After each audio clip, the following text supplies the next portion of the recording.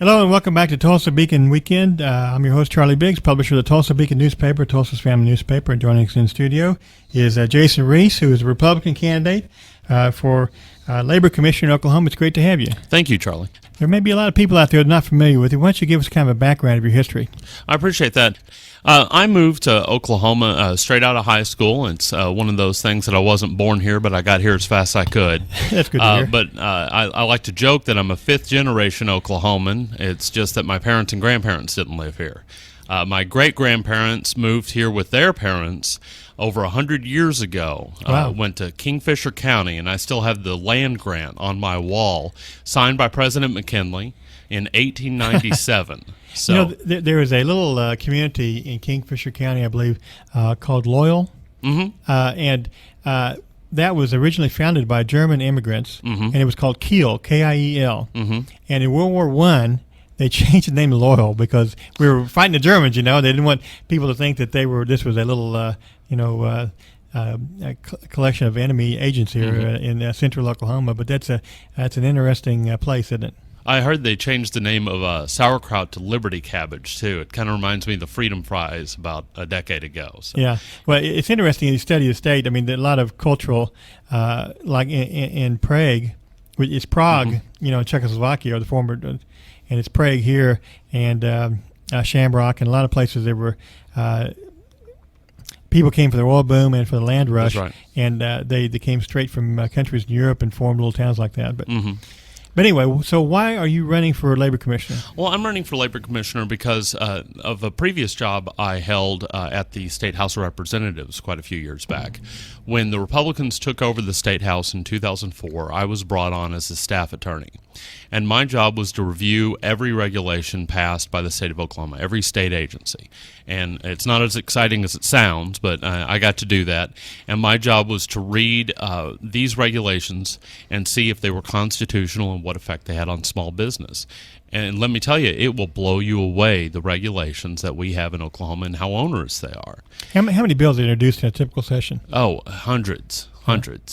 And it was quite a bit of work throughout the months of November, December, and January getting ready for a session to write all those bills. That was one of my jobs as well. Right. And that was also one of the frustrations, is I would have to write a bill for a Republican that I agreed with fully, and then a Democrat would come along and say, okay, I want you to write the exact opposite bill, and I'd need to do that. So it wasn't long before I needed to get out and go into private practice, and I joined a law firm based in Tulsa, though I was in its Oklahoma City office at that time. And I worked there for a few years and then struck out on my own and decided to run for office because I think our labor department right now is not being run the way it should be. I think it's in the pocket of too many special interests. And I think we as Republicans need to be in the vanguard of standing up for the public interest and the general good government principles that have not been in place in Oklahoma government for far too long. Well, Governor Brad Henry just a few years ago said that he wanted Texas-style tort reform. I think that's what his comment was about, because we're right here next to Texas. And Texas, I think last year had a backlog of doctors seeking to transfer their medical licenses to Texas. And it's like this huge magnet. Teachers want to go to Texas and doctors want to go to Texas. And, this is a pretty good state. I mean, up here in Oklahoma. And some of the hindrances, seem to be government imposed. That's right. But, I can speak as someone who went against the stream in that way. I grew up in Texas, came here to go to college, met a nice Oklahoma girl, and knew I'd never leave after that. But I can tell you there are a lot of opportunities in Oklahoma. We do need to make it more business-friendly, especially for small business, so that we draw not only outsiders into Oklahoma, but also encourage Oklahomans that we already have here. We have tons of entrepreneurial talent in Oklahoma. We need to encourage them to start businesses in Oklahoma. One of the things I've said many times throughout this campaign is that when my family moved to Kingfisher County, all they had to do was improve the land and file a one-page piece of paper to get the family farm. That was the small business of the 19th century. We need to be on the side of small business now in the way that government was 100 200 years ago, and we're not. And the way we can do that is by simplifying the procedures to start and run a business. Well, I've talked to a lot of politicians and liberals and conservatives, Republicans, Democrats, and they all universally say, "Oh, we love small business," and 70 to 80% of the jobs are created through small business. And then you look around the state and you look around at particularly large chambers of commerce, and it's lip service. I mean, I'm not saying you're doing that, but I own a small business, and there's two things that affect me directly. That is capital, and there's not much out there right now, and also regulation. I have a friend who's been on this show who owns a heat and air company with about 25 employees, and he says, "I don't work for myself anymore. I work for the government because of the overwhelming unnecessary regulation that's imposed upon from all levels of government, federal, state, and even municipal." So that's a big issue. What can the labor commissioner do about that? Well, one thing that we can do is stop sending people up there just to add another layer on top. Everyone says that they're in favor of reform, but what they mean by that is that they just want to put another layer of regulations on top. And we never get to the regulations that have been there for decades and may have made perfect sense for an industrial economy of the 1930s when people are working 8 hours a day in a factory. We don't have that kind of economy anymore. So what I think we need to do is to go back and put an expiration date on every single regulation that we have. That way they have to come up for renewal and we have to actively pass them. So that will put the burden on keeping regulations. Right now, the burden is on getting rid of them. Are those regulations primarily generated administratively through the department, or are they done through the legislature? No, the regulations are generally done through the departments, through the state agencies. A lot of times they are in consequence of legislation passed by the legislature.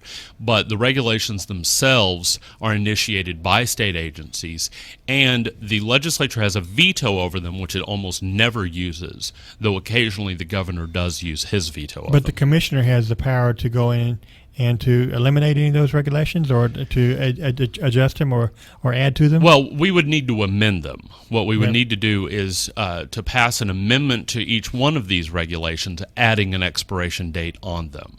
And hopefully we'll have a good conservative Republican governor in 2011 that will allow us to do that, because the governor can stand in the way of the labor commissioner doing certain things. And as we've seen in the past 4 years, sometimes that can actually be a good thing. You're listening to Tulsa Beacon Weekend. I'm your host, Charile Biggs, publisher of the Tulsa Beacon newspaper, Tulsa's family newspaper. And if you want the details on the $354 million bond issue the Tulsa Public Schools is presenting March 2nd, which is the biggest bond issue election in state history and more than double any other bond issue Tulsa's ever put forth. We'll have details in this week's copy of the Beacon. You can pick up copies at Tulsa area Quick Trips or call 523-4425, 523-4425 will sell you a subscription. We're talking with Jason Reese, a conservative Republican running for labor commissioner. We have the big news right now is in state government is that there is a over $1 billion shortfall in this year's fiscal year budget.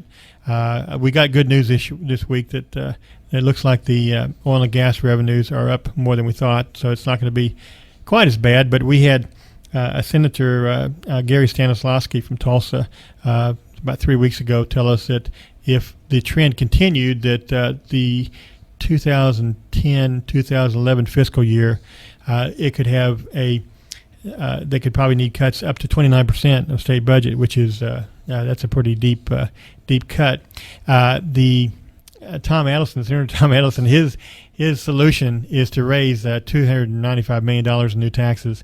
That's kind of a Democratic idea, is to raise taxes.